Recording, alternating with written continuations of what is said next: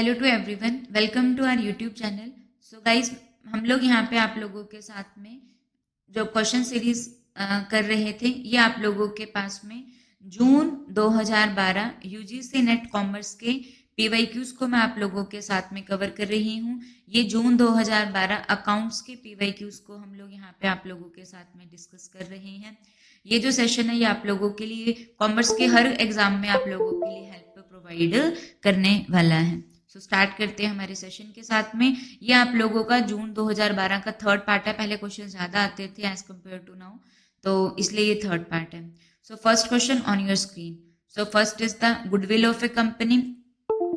Second क्या लिखा हुआ है? Overdraft, preliminary expenses and premium on issue of share. तो जो गुडविल होती है ये आप लोगों के पास में क्या होती है? ये एक इनटेंजिबल एसेट्स होती है जिसको हम लोग ना तो देख सकते हैं और ना ही टच कर सकते हैं, ठीक है, और ना ही इसको ना देखा जा सकता है ना ही टच किया जा सकता है।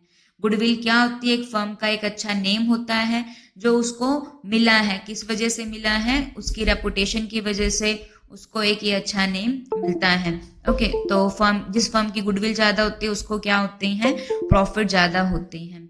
ओके, सो पहला हम लोगों के पास में गुडविल ऑफ ए कंपनी, तो ये एक इंटेंजिबल एसेट्स है एज वेल एज ये हम लोगों के पास में क्या है? ये एक फिक्स्ड एसेट हम लोगों के पास में है, ठीक है।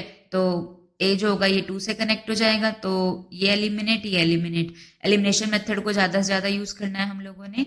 सो फिक्स एसेट क्या होती है जिसको हम लोग क्या नहीं कर सकते हैं? विद इन 1 ईयर कैश में कन्वर्ट नहीं कर सकते हैं, वो फिक्स एसेट होती है। ये फ्यूचर में ज्यादा यूज होती है। और एक करंट एसेट होती है जिसको विद इन 1 ईयर कैश में कन्वर्ट किया जा सकता है, ठीक है। ओवरड्राफ्ट क्या होते हैं? जिन लोगों के पास में सेविंग अकाउंट होता है वो अपने अकाउंट में से ज्यादा अमाउंट को विड्रॉ कर सकते हैं, तो ये ओवरड्राफ्ट होता है। तो ओवरड्राफ्ट क्या होते हैं? करंट लायबिलिटी होती है। करंट लायबिलिटी क्या होती है? जिसकी पेमेंट क्या की जाती है? विद इन 1 ईयर जिसकी पेमेंट करनी होती है, ये क्या रहती है? करंट लायबिलिटी होती है।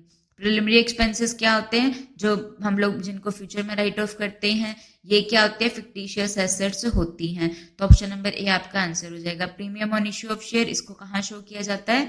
रिजर्व एंड सरप्लस में शो किया जाता है। आपको पता है प्रीमियम क्या होता है? जब शेयर को इशू किया जाता है तो अगर वो फेस वैल्यू से ज्यादा के ऊपर होता है, अगर इशू वैल्यू जो होती है वो क्या होती है? फेस वैल्यू से ज्यादा होती है, तो हम लोग क्या बोलते हैं कि शेयर का इशू किसके ऊपर? प्रीमियम के ऊपर। सो ऑप्शन नंबर फर्स्ट इसका आंसर हो जाएगा। Next question. In India, which one of the following is prepared on the guideline of AS3? तो अकाउंटिंग स्टैंडर्ड हमको पता होना चाहिए। जो AS है वो किसके द्वारा दिए गए हैं? AS किसने बनाए हैं? Institute of chartered accountant of India ने AS बनाए हैं। और इंस्टीट्यूट ऑफ चार्टर्ड अकाउंटेंट खुद कब बना है? 1949 में बना है। तो जो AS3 है ये आप लोगों को किसके ऊपर अप्लाई होता है? कैश फ्लो स्टेटमेंट के ऊपर अप्लाई होता है। कैश फ्लो स्टेटमेंट जो कैश की इनफ्लो एंड आउटफ्लो को बताते हैं, किनकी वजह से? 3 एक्टिविटी की वजह से। Cash flow from operating activity, cash flow from investing activity and cash flow from financing activity हम लोगों के पास में रहता है। बैलेंस शीट जो होती है ये कंपनी की एसेट और लायबिलिटी की पोजीशन को बताती है। फंड फ्लो स्टेटमेंट फंड के चेंजेस को बताती है। फंड का मीनिंग हम लोगों के पास में क्या रहता है? नेट वर्किंग कैपिटल से होता है। ओके, कंसोलिडेशन फाइनेंशियल स्टेटमेंट कब बनती है? जब एक होल्डिंग कंपनी जिसने होल्ड किया हुआ है, किसमें होल्ड किया हुआ है? तो ये होल्डिंग कंपनी, तो एक जब कंपनी दूसरी कंपनी को अंदर कुछ टेक करती है तो वो क्या होता है? सब्सिडरी कंपनी होती है। तो एक होल्डिंग और सब्सिडी जब मिलकर बनाती है तो वो कंसोलिडेटेड फाइनेंशियल स्टेटमेंट होती है। ओके, और जो आप लोगों के पास में कंसोलिडेटेड फाइनेंशियल स्टेटमेंट हम लोगों के पास में रहती हैं, उसके ऊपर आप लोगों के पास में कौन सा एएस अप्लाई होता है? आप लोग सभी कमेंट बॉक्स में बताइएगा। कि पहले आप लोग कमेंट बॉक्स में बताना। तो ये जो आप लोगों का कंसोलिडेटेड फाइनेंशियल स्टेटमेंट होता है इसके ऊपर AS21 अप्लाई होता है। कौन सा? AS21 अप्लाई होता है। और अमलगामेशन के ऊपर आप लोगों के पास में कौन से वाला अप्लाई होता है? अमलगामेशन पे AS14 अप्लाई होता है, ठीक है जी। So next question on your screen. What is the correct sequence of the following action required for the preparation of financial accounts को बनाना है? तो उसके लिए क्या पहले बनेगा फिर क्या बनता है। तो सबसे पहले आप लोगों को पता है ट्रांजैक्शन को आइडेंटिफाई किया जाता है कि कौन से मॉनेटरी नेचर की है, कौन से मॉनेटरी नेचर की नहीं है, फिर उसको मेजर किया जाता है। फिर हम लोग क्या करते हैं, ट्रांजैक्शन की रिकॉर्डिंग करते हैं। रिकॉर्डिंग कहाँ पे की जाती है, जर्नल में की जाती है, या फिर आप लोगों के पास में सब्सिडरीज बुक्स के अंदर जर्नल में रिकॉर्डिंग की जाती है। तो रिकॉर्डिंग के अंदर हम लोग क्या करते हैं, एडजस्टमेंट एंट्री बनाते हैं। तो ट्रांजैक्शन को रिकॉर्ड कर लिया, उसके बाद में ट्रांजैक्शन को क्लासीफाई किया जाता है। तो क्लासीफाइंग के अंदर हम लोग क्या प्रिपेयर करते हैं, लेजर्स को क्या करते हैं, प्रिपेयर करते हैं। रिकॉर्ड कर लिया, क्लासीफाई कर लिया, देन आफ्टर क्या किया जाता है, हम लोग समराइज करते हैं। जो भी हम लोगों के रिजल्ट होते हैं उसको क्या किया जाता है, समराइज किया जाता है। उसके बाद में हम लोग फाइनेंशियल स्टेटमेंट्स को प्रिपेयर करते हैं। तो सबसे पहले क्या होता है, एडजस्टमेंट एंट्री पास की जाती है, देन ट्रेडिंग अकाउंट बनाया जाता है। जो ट्रेडिंग अकाउंट होता है वो क्या शो करता है, ग्रोस प्रॉफिट और ग्रोस लॉस को शो करता है। फिर प्रॉफिट एंड लॉस अकाउंट बनाया जाता है जो नेट प्रॉफिट और नेट लॉस को शो करता है। देन आफ्टर क्या प्रिपेयर किया जाता है, बैलेंस शीट को प्रिपेयर किया जाता है। जो बैलेंस शीट होती है वो आप लोगों के पास में एज ऑन या एज एट होती है, पर्टिकुलर टाइम पे बनाई जाती है। Okay, next question, the main effect of inflation on the financial statement is. Inflation क्या होता है, when there is a rise in the general price of goods. जब जनरल प्राइस लेवल जो होता है वो आप लोगों के पास में इंक्रीज हो जाता है तो उसको क्या कहा जाता है, इन्फ्लेशन कहा जाता है। और जब प्राइस लेवल डिक्रीज हो जाता है तो उसको क्या कहा जाता है, डिफ्लेशन कहा जाता है।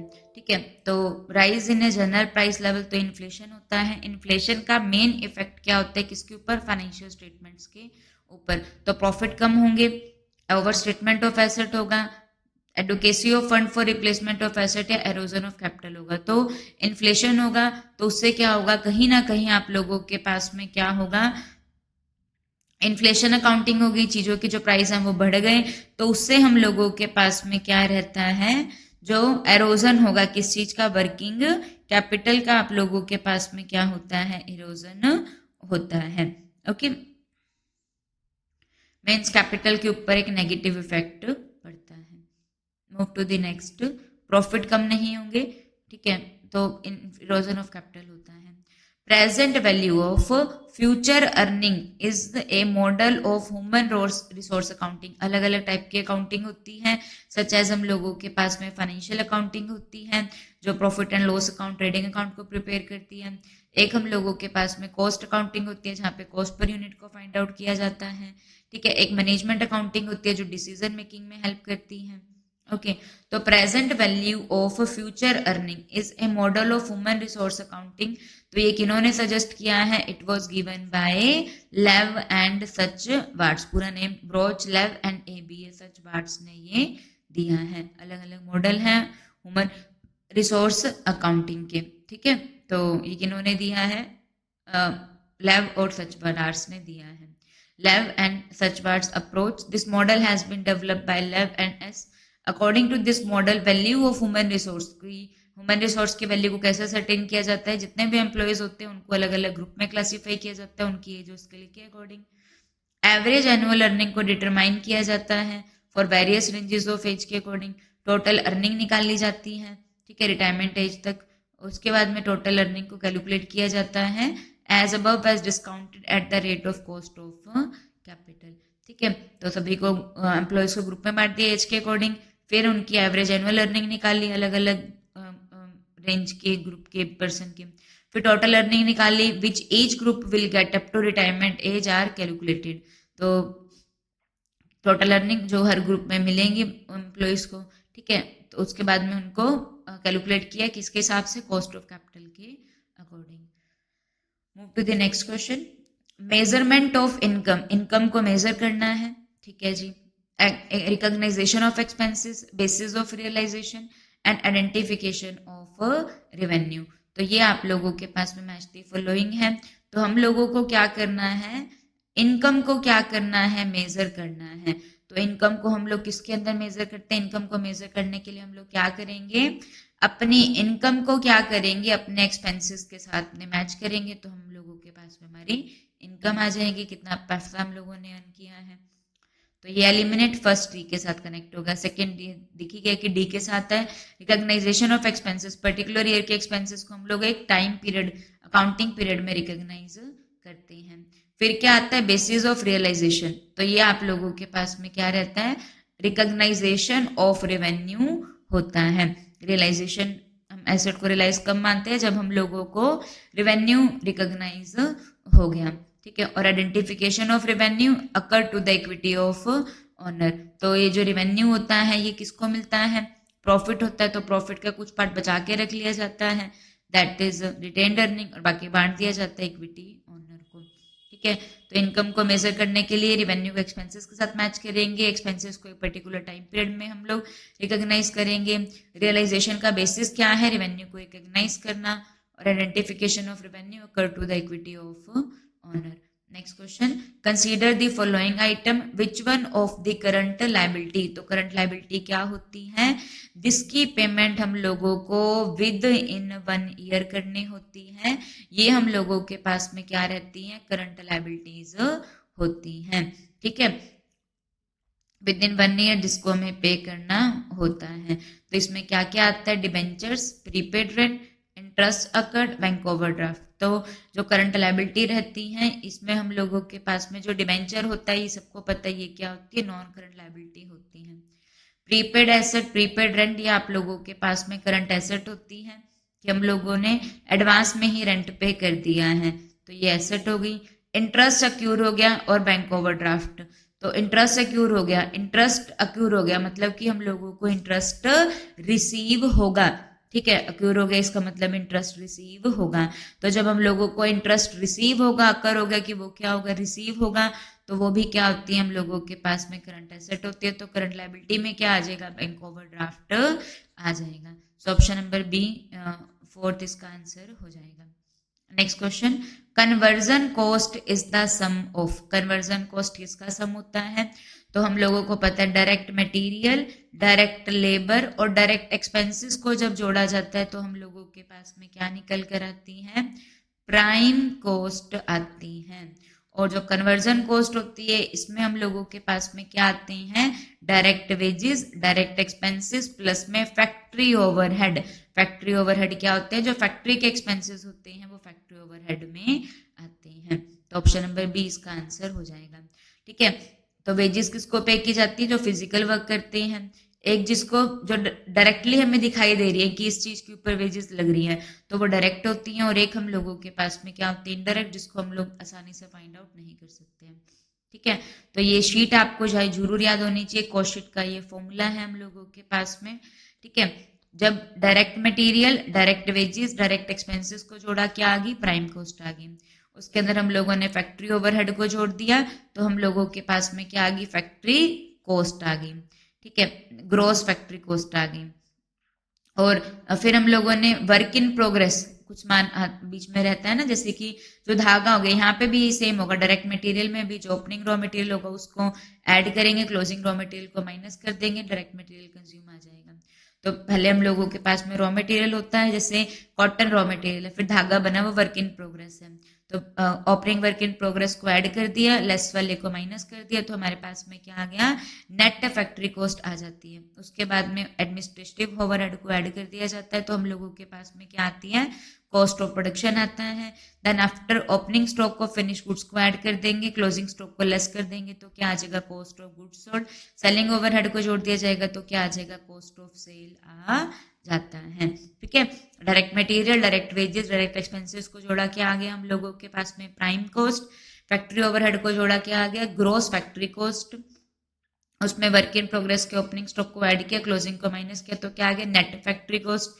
एडमिनिस्ट्रेशन ओवरहेड को हम लोग ऐड कर देंगे तो क्या आ जाता है कॉस्ट ऑफ प्रोडक्शन, ऐड कर दिया जाएगा opening stock of finish goods को, लेस कर दिया जाएगा closing stock of finish goods तो क्या आ जाता है cost of goods sold, add कर दिया जाएगा सेलिंग ओवरहेड तो क्या आता है कॉस्ट ऑफ सेल आ जाता है।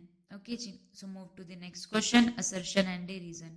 प्रीमियम जो हम लोगों ने शेयर को इशू किया जाता है, अगर वो क्या किया जाता है इशू किया जाता है मोर देन फेस वैल्यू के ऊपर अगर हम लोग उसको इशू करते हैं तो वो क्या कहलाता है शेयर इशू एट प्रीमियम। तो प्रीमियम के ऊपर जो शेयर के इशू के ऊपर जो आपको प्रीमियम रिसीव होता है bank account debit to share capital to share premium, तो उसको क्रेडिट कर दिया कहाँ पर, शेयर प्रीमियम अकाउंट में, but not to the profit और लॉस अकाउंट। सिंस क्योंकि प्रीमियम जो है वो ट्रेडिंग प्रॉफिट नहीं है, इसीलिए वो it is not distributed to the share holder. तो हम लोगों को ये दोनों ही बातें जो है वो क्या है, करेक्ट है विद द करेक्ट एक्सप्लेनेशन। ठीक है, तो एक हम लोग क्या बनाते हैं, प्रॉफिट और लॉस अकाउंट बनाते हैं। ठीक है, तो ट्रेडिंग अकाउंट, प्रॉफिट और लॉस अकाउंट में जो हमारे बिजनेस के ऑपरेशन से जो प्रॉफिट हम लोगों ने अकर किया ना, उसको क्या किया जाता है, शो किया जाता है ट्रेडिंग अकाउंट और पीएल अकाउंट के अंदर। ठीक है जी, ओके। तो जो प्रीमियम रिसीव हुआ है हम लोगों को, वो आप लोगों के पास में प्रीमियम शेयर प्रीमियम में जाएगा, उसको शेयर होल्डर में नहीं बांटा जाता है। बिल्कुल सही बात है, उसको नहीं बांटा जाता है प्रॉफिट और लॉस के अंदर, क्योंकि ये आप लोगों का कैपिटल प्रॉफिट है एक तरीके से। ठीक है, ये हम लोगों का नॉन ऑपरेटिंग प्रॉफिट है, बिजनेस के ऑपरेशन से होने वाला प्रॉफिट नहीं है, इसीलिए इसको डिविडेंड में नहीं बांटा, शेयर होल्डर में नहीं बांटा जाता है। Next question, consider the following basic defensive interval ratio, current ratio, super quick ratio and quick ratio. इस रेशियो को हम लोगों ने अरेंज करना है लिक्विडिटी को अफेक्ट करने के लिए, किस ऑर्डर के अंदर, डिसेंडिंग ऑर्डर के अंदर। तो पहले तो हम लोगों को इनके फॉर्मूलाज याद होने चाहिए। ठीक है, तो बेसिक डिफेंसिव इंटरवल रेशियो का फॉर्मूला क्या है, current asset divide by daily operation. क्या फॉर्मूला है बेसिक डिफेंसिव इंटरवल रेशियो का, current asset divide by daily operations. Current ratio का करंट एसेट बाय में करंट लायबिलिटी।